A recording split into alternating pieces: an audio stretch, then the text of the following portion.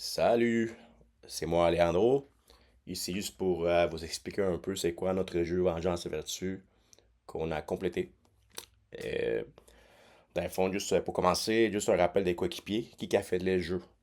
Nous avons Emily qui a fait la partie intégration du jeu dans Unity. Il va y avoir Mathieu qui a fait les côtés programmation. Puis Gabriel qui a fait la partie artistique du jeu. Et moi, je me suis occupé de tout ce qui est cinématique, vidéo promotionnelle et la gestion de l'équipe. C'est quoi les jeux en fait? Juste un rappel aussi. Dans le fond, on est l'héroïne. On joue avec la héroïne, pardon. Euh, Au début, elle tue l'antagoniste, puis elle s'est vraiment à l'enfer. Donc, ton but en tant que joueur, c'est de sortir des trois niveaux de l'enfer.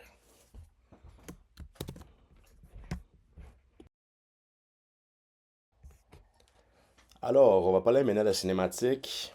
C'est sûr qu'on ne passera pas à travers les trois cinématiques. Mais elles seront disponibles sur le canal YouTube si vous voulez le voir par la suite. Ça va dans la description de cette vidéo. Je voulais qu'on parle quand même de l'importance des cinématiques, dans le fond. Parce que les trois cinématiques ensemble vont raconter l'histoire complète du jeu. Puis on va comprendre vraiment pourquoi les choses arrivent, pourquoi la protagoniste tue l'antagoniste. Puis, suite aux trois visionnements, nous, étant les joueurs, on va devoir faire un choix à la fin du jeu. Est-ce qu'on pardonne l'antagoniste ou on se venge? Donc, ces trois visionnements des cinématiques vont influencer la fin du jeu. Chaque cinématique est débloquée une à la fois après avoir complété un niveau du jeu.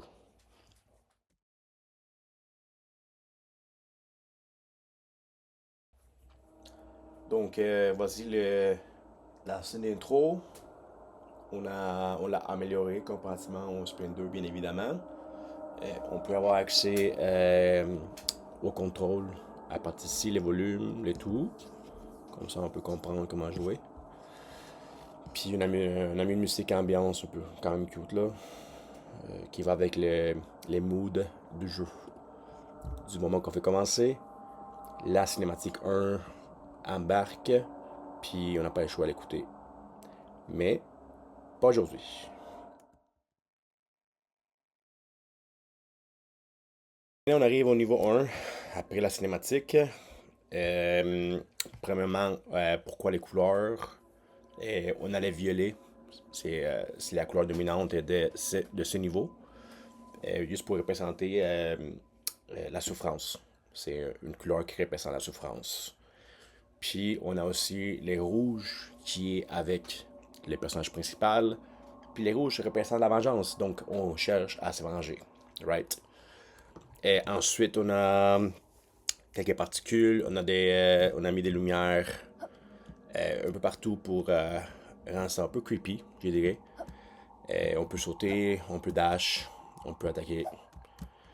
Puis c'est ça, chaque personnage va avoir une certaine vie, un certain son aussi. Puis on a rajouté d'autres ennemis, on a décoré la cave comparativement au Sprint 2. C'est quand même un peu plus difficile, je dirais. Et comme c'est quand même un niveau qui est court, c'est plus. Fuck. C'est plus un niveau qui est introduction pour qu'on puisse comprendre les contrôles et tout. Puis c'est ça. Bon, malgré le fait que le niveau 1 est court, il y a quand même un boss à la fin. Pour l'activer, il faut juste le toucher. Une fois qu'il est touché, il y a un changement de caméra qui s'est produit. Une musique stressante qui joue. Puis le blabla commence. Pour skipper le blabla, ben, bien évidemment, il faut faire suivant. Puis là, les mains te suivent là où tu es. Donc, il faut vraiment que tu utilises ton dash pour que tu puisses te sauver.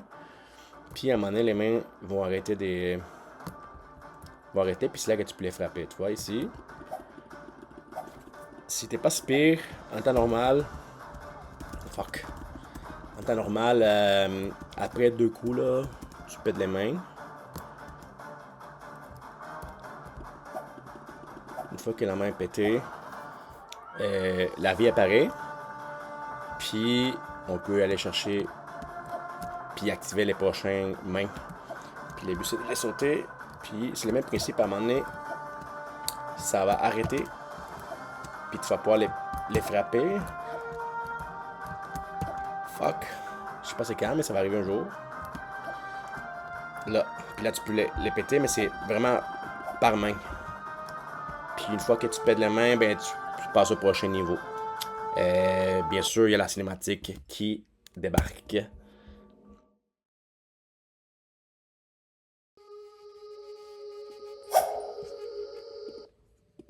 Donc, là, on vient d'arriver au niveau 2.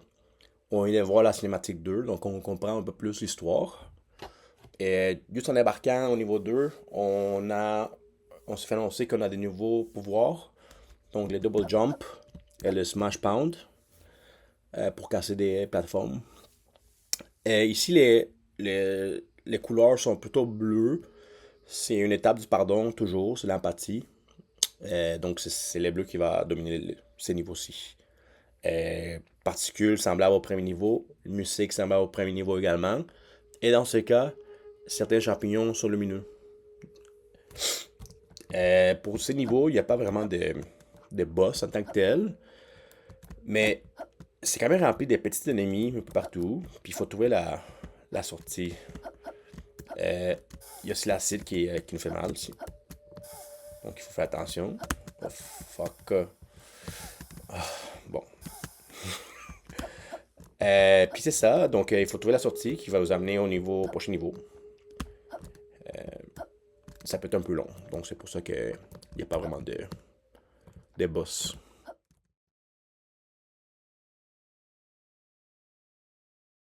Déjà au départ, excusez, les bleus mauves n'est pas censé y être. C'est juste que je n'ai pas un plugin que mes collègues ont utilisé pour les projets. Donc il faut juste l'ignorer, mettons. Anyways, comme je disais, on arrive au niveau 3. La dernière cinématique a été déclenchée. On comprend maintenant toute l'histoire. Puis nous, en tant que joueurs, on prend une position. Est-ce qu'on est pour l'héroïne ou l'antagoniste? Donc, ça nous mène à la partie finale du jeu. Le but ici, c'est de sortir vers le haut. De plus, pour ce qui est couleur, ben, on est resté dans les couleurs neutres, dans les couleurs grisâtres, pour y rester neutre. Donc, le but, c'est d'aller vers les hauts. Il y a plein d'ennemis partout. Fait qu'il faut vraiment faire attention. Puis, il y a certaines plateformes qui sont quand même assez difficiles d'atteindre. Donc, il faut faire attention. Parce que si on tombe, on tombe.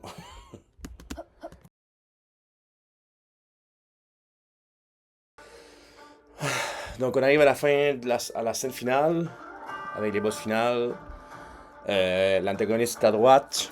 Puis, il se transforme en ange. Donc, le but, c'est de pouvoir le tuer pour qu'on puisse faire les choix. Donc, les voilà. Il faut sauter pour l'attaquer. Puis, en même temps, ben, lui, il faisait spéciaux non-stop. Vu que c'était un peu trop difficile, on a mis des vies à gauche puis à droite. Ou quand on a besoin. Là, peut-être. Là, j'en ai besoin. Puis, je vais bientôt gagner. Thank God. Bon, là, aidez-moi les pardons. Puis là, selon les choix qu'on fait, il y a une fin différente. Donc, suite à tout ce qu'on a vu, on fait les choix. Puis, selon les choix, il y a un ending différent. Mettons, cette fois-ci, je vais me venger. Fait que j'ai resté en faire. Donc, c'est ça pour les jeux. Gros merci à Mathieu, Émilie, et Gab pour leur excellent travail. Puis, merci au professeur pour la patience. Ok, bye.